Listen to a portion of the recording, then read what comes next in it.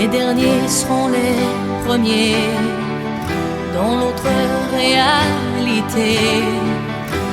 Bonjour à toutes et à tous, bienvenue dans la pensée philo, l'occasion pour nous de réfléchir à l'origine et au sens de certaines expressions de la vie courante et de voir comment la Bible impacte notre quotidien, parfois sans le savoir.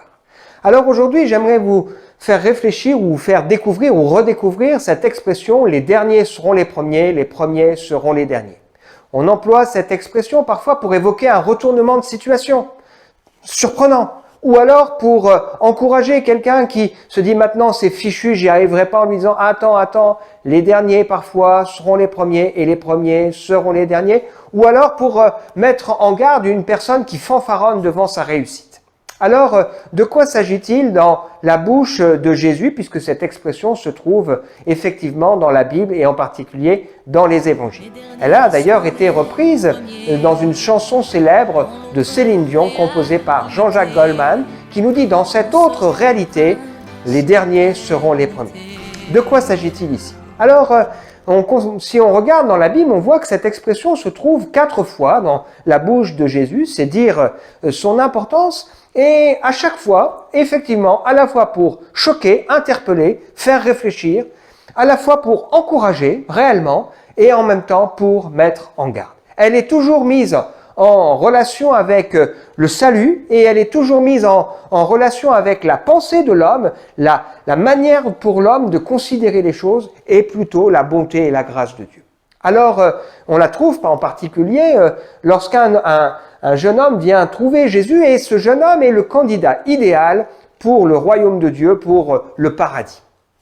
Il trouve Jésus avec ses disciples, et bien que ce soit le candidat idéal, vous allez le voir, il est troublé dans son cœur, il pose cette question: que dois-je faire pour hériter la vie éternelle? Il est jeune, il est riche, il est responsable d'une synagogue, c'est un homme instruit, c'est un homme religieux avec une véritable piété, et il peut dire sans mentir qu'il a respecté la plupart des commandements de Dieu. Il n'a ni tué, ni volé, ni commis adultère, etc., etc. Et pourtant, il n'a pas la paix. Et Jésus va amener cet homme à comprendre qu'effectivement, c'est un homme perdu qui a besoin d'un sauveur pour avoir le salut.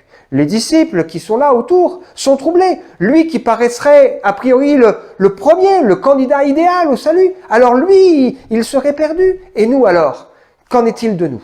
Jésus va rassurer ses disciples en leur montrant que eux qui ont compris, qui ont réalisé que eux qui paraissent les derniers, des gens simples, des pécheurs, des gens qui sont rejetés, qui ne sont mal considérés, la grâce de Dieu est venue dans leur vie, et les derniers ont pu effectivement devenir les premiers. Dans la bouche de Jésus, l'expression qu'on trouve dans la Bible, c'est plutôt celle-ci: plusieurs des derniers seront les premiers, et plusieurs des premiers seront les derniers, ou il y en a des derniers qui seront les premiers. Vous l'avez compris, une expression qui est là pour nous dire attention, Dieu ne considère pas les choses comme nous les considérons.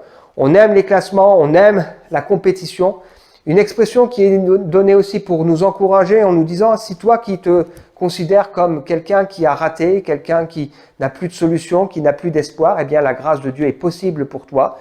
Et une expression qui est aussi donnée pour nous mettre en garde en nous disant attention, devant Dieu, il ne s'agit pas de fanfaronner, de se croire meilleur que les autres, mais de toujours considérer que le salut reste une affaire de la bonté de Dieu et de la grâce de Dieu. Voilà, que les derniers soient les premiers et que les premiers soient les derniers. À très bientôt.